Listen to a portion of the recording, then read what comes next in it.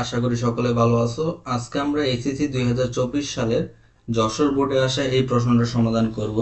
তো এখানে আমাদের উদ্দীপকে দেওয়া আছে কোনো চাকার ভর 10 কেজি, অর্থাৎ কোনো একটা চাকার ভর 10 কেজি এবং ব্যাসার্ধ দেওয়া আছে 0.5 মিটার। চাকার ঘূর্ণন বেগ হলো 500 আরপিএম। তাহলে চাকাটি ঘূর্ণনরত অবস্থায় এত নিউটন মিটার বাধাদানকারী টর্ক প্রয়োগ করা হলো। গ নম্বর প্রশ্ন হলো চাকার ঘূর্ণন গতিশক্তি কত? তো ঘূর্ণন গতিশক্তি ইকুয়াল টু তোমরা জানো কি, E K equal to half I omega square. এটা হলো ঘূর্ণন গতিশক্তির সূত্র। তাহলে এখান থেকে লেখা যায় হাফ ইন্টু আই, কি আই হলো এম আর স্কোয়ার। তো তোমরা সবাই জানো যে চাকার যে জড়তা ভ্রামক সেটা হলো হাফ, সেটা হলো এম আর স্কোয়ার ইন্টু ওমেগার মান কত 500 স্কোয়ার, 500 স্কোয়ার। তাহলে এটা যদি আমরা জাস্ট ক্যালকুলেটরে বসাই, হাফ ইন্টু চাকার ভর হলো 10 কেজি, আর এর মান হলো 0.5 স্কোয়ার ইন্টু 500 স্কোয়ার।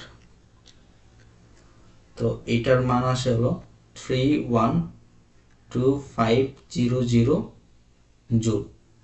তো এটা ছিল গ নম্বরের সমাধান, চাকার ঘূর্ণন গতিশক্তি। এখন আমরা গ নম্বরটা করব। গ নম্বরে বলা হয়েছে চাকাটি 10 সেকেন্ডে থামবে কি না। তো এই চাকাটা 10 সেকেন্ডে থামবে কিনা এটা বের করতে হবে। তো আমাদের দেওয়া আছে টর্কের মানটা দেওয়া আছে 6855 নিউটন। তাহলে আমরা কি লিখতে পারি, টাউ ইকুয়াল টু কি আই আলফা। তাহলে এখান থেকে লিখতে পারি আমরা tau equal to I equal to কি লেখা যায় এম আর স্কোয়ার আলফা। তোমরা যদি নিউটন ও বলবিদ্যা অধ্যায়টা পড়ে থাকো তাহলে এই সূত্রটা সবাই পড়ছো, alpha equal to omega minus omega not divided by T. এই সূত্রটা সবাই পড়ছো। তো এখান থেকে আমরা এই সূত্রটা এখানে বসিয়ে দিব। তাহলে এখানে ওমেগা নটের মান হলো 0, তাহলে কি ওমেগা বাই টি। তাহলে এখানে আমরা লিখতে পারি এটা কি, এটা হলো torque equal to M R square into omega divided by T.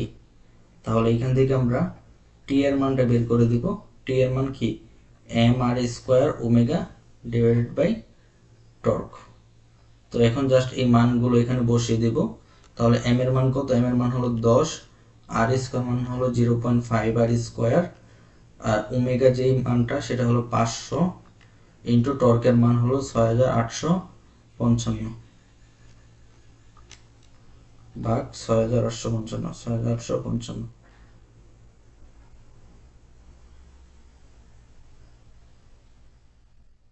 তাহলে এখানে টি এর মানটা আসে হলো, এখানে টি এর মান আসে হলো 0.182 সেকেন্ড, অর্থাৎ চাকাটি 10 সেকেন্ডের পূর্বেই থেমে যাবে।